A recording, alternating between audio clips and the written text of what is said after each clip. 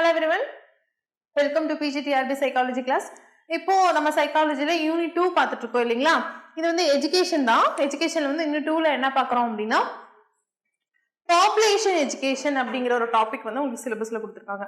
அப்படின்னா என்னன்னு பார்க்க போறோம். ஓகே, இப்போ பாப்புலேஷன் எஜுகேஷன் அப்படிங்கிறது என்ன, அதோட முக்கியத்துவம் என்ன, அது எப்போ ஸ்டார்ட் பண்ணாங்க, எப்போ வந்து மக்கள் தொகை கல்வி அப்படிங்கிறது இம்ப்ளிமெண்ட் பண்ணாங்க அப்படிங்கிற விஷயம் எல்லாம் தான் உங்க கொஸ்டின் பாயிண்ட் ஆஃப் வியூல நீங்க ஃபோக்கஸ் பண்ண வேண்டிய விஷயம். ஓகே, இப்போ மக்கள் தொகை கல்வி அப்படின்னா பாப்புலேஷன் எஜுகேஷன் அப்படிங்கிறது வந்துட்டு இப்போ வந்து ஃபர்ஸ்ட் நார்மலா மக்கள் தொகை கல்வி அப்படின்னா என்ன அப்படின்னா, இப்போ நார்மலா வந்துட்டு மக்கள் தொகை அதிகமா இருக்கு, இன்க்ரீஸ் ஆகுது, இதனால வந்துட்டு பொல்யூஷன் ஆகுது, நம்மளுக்கு பற்றாக்குறை ஆகுது அப்படிங்கிற விஷயத்த மட்டும் என்னதான் அப்படிங்கிற பொதுவான விழிப்புணர்வை ஏற்படுத்துறதா வந்துட்டு என்னது மக்கள் தொகை கல்வின்னு சொல்றாங்க. இப்ப நார்மலா வந்து ஒரு மக்கள் தொகை நடக்கிறங்காட்டி, மக்கள் தொகை பெருக்கம் ஆனங்காட்டி அதோட விளைவு எப்படி இருக்கு, அதனால நம்மளுக்கு எது மாதிரி விஷயங்கள் வருது, நம்ம கண்ட்ரோல் பண்றதுனால நம்ம எது மாதிரி பெனிஃபிட்ஸ் ஆகலாம் அப்படிங்கிற எல்லா விஷயத்தையும் எக்ஸ்பிளைன் பண்றதா வந்து மக்கள் தொகை கல்வின்னு சொல்லி சொல்றாங்க. ஓகே, இப்போ யுனெஸ்கோ என்ன சொல்லுது அப்படின்னா, மக்கள் தொகை கல்வி அப்படிங்கிறது வந்து ஒரு மக்களோட எண்ணிக்கை பற்றியோ இல்லது வந்து எண்களை கொண்ட ஒரு கட்டுரை அப்படிங்கிறது வந்து நம்ம வந்து நினைச்சு வச்சிருப்போம்ல. மக்கள் தொகைனாவே ரேஷியோ சொல்லுவாங்க, உமன் இப்படி இத்தனை பேர் இருக்காங்க, மென் இந்த மாதிரி, இந்த கண்ட்ரி இப்படி இந்த இத்தனாவது இடம் அப்படிங்கிற மாதிரி நம்ம வந்து நம்பர்ஸ்ல சொல்றோம் இல்லைங்களா. அதுதான் மக்கள் தொகை அப்படிங்கிறது இல்ல. அது வந்து என்னவா, மக்களின் கருத்துக்களை பற்றியும் கூறுறதா வந்துட்டு என்னதான் மக்கள் தொகைன்னு சொல்லிட்டு யுனெஸ்கோ சொல்றாங்க. மக்கள் தொகை கல்வி திட்டம் வந்து குடும்ப நல திட்டம் அப்படிங்கிற ஒரு துணை திட்டம் இருக்கு. ஓகே, மக்கள் தொகை திட்டத்துல வந்து மக்கள் தொகை கல்வி திட்டத்துல என்ன இருக்கா, குடும்ப நல திட்டம் அப்படிங்கிறது ஒரு துணை திட்டமும் இருக்கு அப்படின்னு சொல்லி யுனெஸ்கோ சொல்றாங்க. ஓகே, இதை வந்துட்டு இன்னொன்னு என்ன சொல்றாங்க அப்படின்னா, மக்கள் தொகை கல்வியை வந்துட்டு வாழ்க்கை கல்வி அப்படின்னு கூட சொல்றாங்க. ஓகே,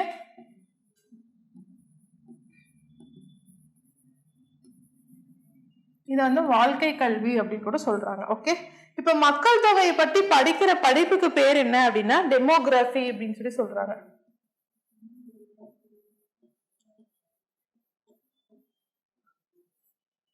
அதாவது மக்கள் தொகையை பத்தி படிக்கிற படிப்புக்கு வந்து டெமோகிராஃபி அப்படிங்கிறது பேரு. இதை நோட் பண்ணி வச்சுக்கோங்க. நெக்ஸ்ட் பார்த்தோம் அப்படின்னா மக்கள் தொகை கல்வியோட அடிப்படை அவசியம் என்ன அப்படின்னா, மக்கள் தொகையோட நிலையை வந்து மாற்றி அமைக்கலாம், வளர்ச்சி விகிதம் என்னன்னு தெரிஞ்சுக்கலாம், இடற்பெயர்ச்சியை பொறுத்து நம்ம இது பண்ணிக்கலாம், நகரமயமாதல் தெரியும், மக்கள் தொகை நிலையை மற்றும் மாற்றம் பற்றி விழிப்புணர்வை ஏற்படுத்துது, சார்ந்துள்ளர் விகிதம் அறிதல். ஓகேவா, இதெல்லாம் தான் இதோட அவசியம். ஓகே, மக்கள் தொகை கல்வியா தெரியறதுக்கான அவசியம். இவங்களோட குறிக்கோள் என்ன, ஒரு மக்கள் தொகை வந்து சொல்லணும் அப்படின்னா அவங்களோட குறிக்கோள் என்ன அப்படின்னு பாத்தீங்க அப்படின்னா, 1969 ஆகஸ்ட்ல வந்து மக்கள் தொகை தேசிய கருத்தரங்கம் அப்படிங்கிறது வந்து பம்பாயில வந்து நடந்திருக்கு. இது வந்து என்னன்னா குடும்ப அளவு கட்டுப்படுத்தக்கூடிய இது வந்து என்ன அப்படின்னா, இப்போ நார்மலா இப்போ மக்கள் தொகை கல்வி, மக்கள் பாப்புலேஷன் எஜுகேஷன் அப்படிங்கிற மாதிரி நிறைய விஷயம் சொல்றாங்க. இது என்ன அப்படின்னா, ஒரு மாணவன் ஒரு ஸ்டூடெண்ட் வந்துட்டு மக்கள் தொகை அப்படின்னா என்ன, இப்ப நார்மலா ஒரு ஃபேமிலி அப்படின்னா எத்தனை பேர் இருக்கணும், கூட்டு குடும்பம் அப்படின்னா எத்தனை பேர் இருக்கணும், பிக் ஃபேமிலி ஸ்மால் ஃபேமிலி அப்படின்னா எத்தனை பேர் இருக்கணும், இப்போ அந்த 4 பேருக்கு தகுந்த மாதிரி நீடு என்விரான்மெண்ட்ல இருந்து என்னென்ன நீட் இருக்கு, அது மாதிரி இப்போ ஒரு பெரிய குடும்பத்தினால எது மாதிரி பொல்யூஷன்ஸ் வருது, எது மாதிரி நீட் வந்து நம்ம வந்து இயற்கை வளங்கள்ல இருந்து சுரண்டுறோம் அப்படிங்கிற நார்மலான பேசிக்கான விஷயம் ஒரு மாணவனுக்கு தெரியணும். அப்ப நம்ம அதை என்ன பண்ணணும் அப்படின்னா, அவங்களோட எஜுகேஷன் சிலபஸ்ல வரலாறு ஆகட்டும், புவியியல் ஆகட்டும், அறிவியல் ஆகட்டும், சுகாதார கல்வி ஆகட்டும், கணிதம் ஆகட்டும், மொழிப்பாடம் ஆகட்டும், இதுல எல்லாத்துலயுமே வந்து மக்கள் தொகை கல்வியை வந்து நம்ம வந்து என்ன பண்ணணும் அப்படின்னா ஒரு விஷயமா சொல்லணும். ஓகே, இப்போ ஃபார் எக்ஸாம்பிள் வந்து இப்போ வரலாறுல சொல்றோம் அப்படின்னா, இப்போ வந்து இந்த செஞ்சுரியில இத்தனை மக்கள் வந்து இருந்தாங்க, இது மாதிரி வந்து அவங்க பாரம்பரியமா அவங்களோட கல்ச்சர் எப்படி இருந்துச்சுங்கிற விஷயத்துல சொல்ற மூலியமா அவங்க தெரிஞ்சுக்குவாங்க.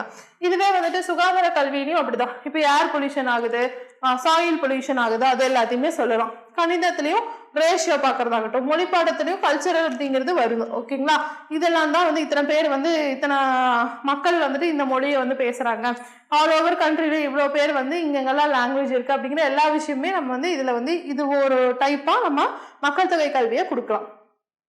ரெண்டாவது வந்துட்டு வாழ்க்கை தரத்தோட வேல்யூஸும் அதோட ஊக்கத்தையும் வந்து நம்ம என்ன பண்ணலாம், வளர்க்கலாம். ஓகே, இப்போ மக்கள் தொகையை வந்துட்டு என்ன பண்ணலாம், இவங்க இதை வந்து யார் வந்து இந்த கோட்பாட்டை வந்துட்டு ஆதரிச்சாங்க அப்படின்னா தாமஸ் ராபர்ட் மல்கஸ் அப்படிங்கிறவர் தான் வந்துட்டு இதை வந்துட்டு உலகிலேயே முதல் மக்கள் தொகை கணக்கெடுப்பாளர்லாம் இருக்காரு. ஓகே, இது ரொம்ப முக்கியம். வேர்ல்ட் லெவல்ல வந்து ஃபர்ஸ்ட் யாரு அப்படின்னா தாமஸ் ராபர்ட் மல்கஸ். இதை வந்துட்டு நீங்க நோட் பண்ணி வச்சுக்கோங்க. நெக்ஸ்ட், புதிய தேசிய மக்கள் தொகை கொள்கை வந்து எப்போ வந்துச்சு அப்படின்னா 1976 ஏப்ரல்ல வந்திருக்கு. இதுவும் நீங்க கொஸ்டின் பாயிண்ட் ஆஃப் வியூல பாக்கணும். செகண்ட் வந்துட்டு 5ஆண்டு திட்டம் வந்துச்சு இல்லைங்களா, அதுல முதலாவது 5ஆண்டு திட்டத்துல வந்துட்டு குடும்ப நலத்திட்டம், அதாவது ஃபேமிலி பிளானிங் அப்படிங்கிற ஒரு விஷயத்த வந்து அரசு வந்து அங்கீகாரம் பண்ணியிருக்காங்க. ஓகே, நெக்ஸ்ட் வந்துட்டு NPEP அப்படிங்கிற ஒரு பிளான் உங்களுக்கு தெரியும், ப்ராஜெக்ட். அது என்ன அப்படின்னா நேஷனல் பாப்புலேஷன் எஜுகேஷன் ப்ராஜெக்ட் அப்படிங்கிறது, தேசிய மக்கள் தொகை கல்வி திட்டம் அப்படிங்கிறது. அதாவது மக்கள் தொகை பற்றிய கல்வியை வந்து என்ன பண்ணணுமா, பள்ளி கல்வி திட்டத்துல வந்து கொடுக்கணும் அப்படிங்கிறத வந்து இது பண்ணாங்க. இது எப்போ அப்படின்னா 1980ல வந்து ஸ்டார்ட் பண்ணிருக்காங்க, ஏப்ரல்ல. கல்வி இது வந்துட்டு பள்ளியில இருக்கிற ப்ராஜெக்ட் மாதிரி தான் வந்து, ஓகேங்களா. இது நேஷனல் பாப்புலேஷன் எஜுகேஷன் ப்ராஜெக்ட் அப்படிங்கிறது. தேசிய மக்கள் தொகை கல்வி அமைப்பு வந்துட்டு 1979ல ஸ்டார்ட் பண்ணப்பட்டது, 80ல வந்து இம்ப்ளிமெண்ட் பண்ணிட்டாங்க. ஓகே, இது வந்து 2ஆம் ஐந்தாண்டு என்ன சொல்றாங்க அப்படின்னா வாலண்டரியா வந்துட்டு அபோர்ஷன் பண்றாங்க இல்லைங்களா. அதாவது இப்போ வந்துட்டு ஃபேமிலி பிளானிங் அப்படிங்கிற ஒரு விஷயம் பார்க்கும்போது ஃபர்ஸ்ட் வந்து ஃபேமிலி பிளானிங் அப்படிங்கிற ஒன்று கொடுத்துட்டாங்க. ரெண்டாவது வந்து வாலண்டரியா ஒரு குழந்தை போதும் அப்படிங்கிற மாதிரி எல்லாம் அபோர்ஷன் பண்றாங்க இல்லையா, அதுக்கு வந்து இது பண்ணியிருக்காங்க. ரெண்டாவது வந்துட்டு time bound target for family planning அப்படிங்கிறது ஒன்று இருக்கு. இப்போ வந்து இந்த குழந்தை பிறந்ததுக்கு அப்புறம் இந்த வருஷத்துல இது பண்றது அப்படிங்கிற மாதிரி ஒரு விஷயம் கொண்டு வந்திருக்காங்க. ஓகே, இதெல்லாமே எதுக்காக அப்படின்னா நம்மளோட பாப்புலேஷனை கண்ட்ரோல் பண்ணி நம்மளோட நல்ல ஒரு பப்ளிக் ஹெல்த்தை வந்து மெயின்டைன் பண்றதுக்காக தான். அப்போ ஒரு ஸ்மால் ஃபேமிலி மூலியமா இவங்க என்ன பண்ணலாம் அப்படின்னா இதை வந்துட்டு இவங்க ஒரு நம்மளோட சொசைட்டி டெவலப் பண்ணலாம். அப்போ இது எல்லா நாலேஜுமே யாருக்கு தெரிஞ்சிருக்கணும், அந்த குழந்தைக்கு தெரிஞ்சிருக்கணும். அதாவது அந்த குழந்தை மீன்ஸ் அந்த ஸ்டூடெண்ட்டுக்கு தெரியணும் அப்படிங்கிறது இதுவா இதெல்லாம் கொண்டு வராங்க. ஓகே, இப்போ நெக்ஸ்ட் பார்த்தோம் அப்படின்னா 1960ல வந்து மக்கள் தொகை கல்வி அப்படிங்கறத வந்து ஸ்டார்ட் பண்ணிருக்காங்க. இப்போ கொலம்பியா பேராசிரியர் வந்துட்டு வேலாண்ட் அப்படிங்கிறவர் வந்து மக்கள் தொகை கல்வியை வந்துட்டு பிரபலப்படுத்தினார். ஃபேமஸ் பண்ணது யாரு அப்படின்னா வேலாண்ட் அப்படிங்கிறவர். அவர் எந்த பேராசிரியர், என்ன ப்ரொஃபசர் அப்படின்னா Columbia university professor. Okay, India உலக அளவில் 2வது மிகப்பெரிய மக்கள் தொகையுடைய நாடாக இருக்கு. ஓகே, இப்போ உலக மக்கள் தொகையில வந்து 17%, இல்லைன்னா உலக மக்கள் தொகையில வந்து 6க்கு 1 வந்து 1 மடங்கு வந்து யாரா இருக்காங்க அப்படின்னா இந்தியன்ஸா தான் இருக்காங்க. ஓகே, உலக மக்கள் தொகையில வந்து 700 கோடி அப்படின்னா 7 மில்லியன் இருந்துச்சு அப்படின்னு இவங்க வந்து உலக மக்கள் தொகை வந்து 700 கோடியா இருக்கு. அதுல வந்து இவங்க இந்தியன்ஸ் வந்துட்டு 6:1 அப்படிங்கிற ஒரு மடங்குல வந்து இருக்காங்க. ஓகே, இப்போ வந்துட்டு ஃபேமிலி பிளானிங் அப்படிங்கிறதும் கிரேட் டிவைடட் அப்படிங்கிறதும் வந்துட்டு இங்க வந்துட்டு ஃபார் எக்ஸாம்பிள் 1921 வந்துட்டு இயர் ஆஃப் கிரேட் டிவைடட் அப்படிங்கிறது வந்து சொல்லியிருக்காங்க. இது இல்லாம 1966 வந்துட்டு என்ன சொல்றாங்க அப்படின்னா full fledged department of family planning அப்படிங்கிறதும் ஸ்டார்ட் பண்ணியிருக்காங்க. இப்போ நார்மலாக வந்து இப்போ பாப்புலேஷன் எஜுகேஷன் அப்படிங்கிறது, மக்கள் தொகை கல்வி அப்படிங்கிறது, இப்போ மக்களோட ரேஷியோ என்ன, எவ்வளோ பேர் இருக்காங்க, எத்தனை நம்பர்ஸ் இருக்காங்க, இந்த கண்ட்ரிக்கு எத்தனை பேர் இருக்காங்க, இந்த ஸ்டேட்டுக்கு எவ்வளோ பேர் இருக்காங்க அப்படிங்கிற ஒரு ரேஷியோ படிக்கிறது மட்டும் இல்லை. இப்போ ஃபியூச்சர்ல நம்ம மக்களுக்கு ரிலேட்டடா, அதாவது நம்மளோட சொசைட்டி நம்மளோட கண்ட்ரி வந்து டெவலப் பண்றதுக்கு ரிலேட்டடா ஒரு குழந்தைக்கு வந்து அவேர்னஸ் கொடுக்கணும், விழிப்புணர்வு கொடுக்கணும், ஒரு மாற்றத்தை ஏற்படணும். இது வந்து அவங்க அங்கேயே பிறந்து அங்கேயே வளர்ந்து இது பண்றங்காட்டி அங்க வந்து முடிவு போறது இல்லை. ஓகேங்களா, இப்போ வந்து ஒரு பிறப்பு இறப்பு விகிதம் அவங்களுக்கு தெரியணும். இப்போ இந்த இயர்ல வந்து இவ்வளோ குழந்தை பிறந்திருக்கு, இவ்வளோ பேர் இறந்திருக்காங்க. இப்போ இந்தியா அப்படிங்கிறப்போ இப்போ ஏன் பாப்புலேஷன் அதிகமா இருக்கு அப்படின்னா நம்மளோட இறப்போட ஏஜ் பாத்தீங்க அப்படின்னா 56க்கு மேலதான் நடக்குது மோஸ்ட்லி. அப்போ நம்மளோட ரேஷியோ கவுண்டிங் பாக்குறப்போ இந்தியன்ஸ்க்கு வந்து அதிகமா இருக்கு. ஆனா அதே மாதிரி பர்த்தும் வந்து அதிகமா இருக்கு. ஓகேங்களா, இதுல வந்து குழந்தை திருமணம் அப்படிங்கிற மாதிரி நிறைய விஷயங்கள் இடையில இருந்து நடக்கிறங்காட்டினா வந்து இவ்வளவு பிரச்சனை வருது.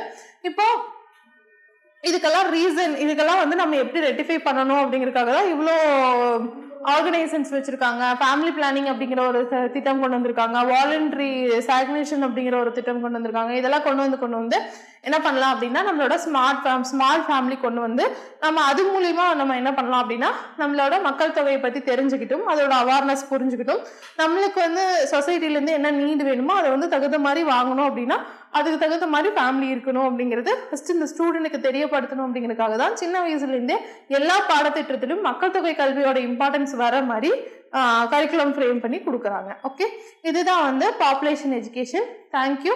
நெக்ஸ்ட் என்வரான்மெண்டல் பத்தி பார்க்கலாம். டிஎன்பிஎஸ்சி டெட் நியமன தேர்வு, PC, SI, TRB, agri, forest, railway போன்ற அனைத்து போட்டித் தேர்வுகளுக்கும் நேரடி மற்றும் ஆன்லைன் வகுப்புகள் ஆரம்பம். அனைத்து போட்டித் தேர்வுகளுக்கும் ஸ்டடி மெட்டீரியல் கிடைக்கும். நேரடி மற்றும் போஸ்டல் டெஸ்ட் பேட்ச் வசதியும் உண்டு. தொடர்புக்கு future vision study centre, Salem. Contact 9042030163. Future Vision Study Center, SKS Hospital Road, opposite to Hotel Lakshmi Prakash, near New Bus Stand, Salem. Cell 90420 30163.